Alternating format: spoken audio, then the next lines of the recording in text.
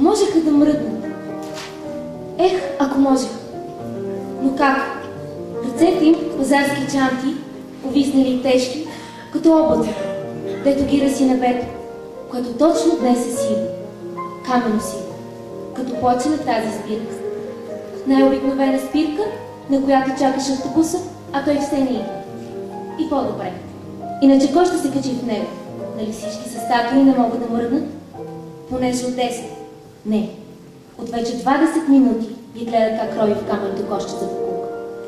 Не я гледат. Вторачили се след нея и така са се вкаменили. С увиснали ръце, с увиснали уста, даже погледите им увиснали. Каменно студени. Презрителни погледи на хора сити и доволни от живота. Но чакат още нещо.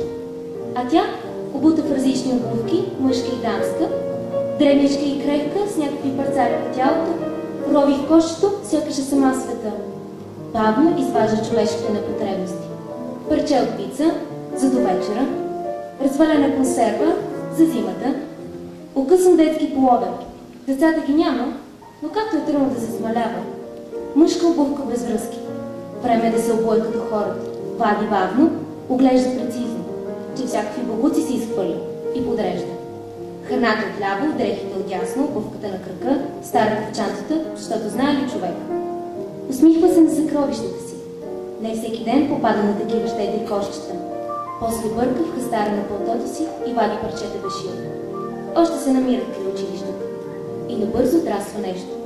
12. Камените статуи на спирката въртят очи. Какво е 12? Как какво? 12-то кошче? Така де, трябва да се номерират, няма да ги повтаря. С това ги надписва, после тръгва към хората, оглежда ги. Какво ще й дадат? Нищо. Усмихва се опрощаващо и не ги номерира, ами ги задраска. Ей така, с тебешира. Празен човек, храс с чертата. Друг празен, пак храс, докато ги задраска всичките, а те пак въртят очи. Не очи, ами ситни камъни. Иска им се да я прогонят от спирката. От живота си да я прогонят. С камъни. Защото как така ще рови покука? Това да не е някакво гето, скъп квартал? Не може просто си изпитници. А тя минава покрай тях смело. Знае, че пръв ще хвали камък само който. Но няма кой да пише по земята.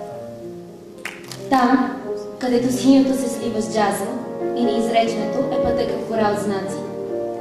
Там, където нотите изгубват своя смисъл и висят протяжно в тишината.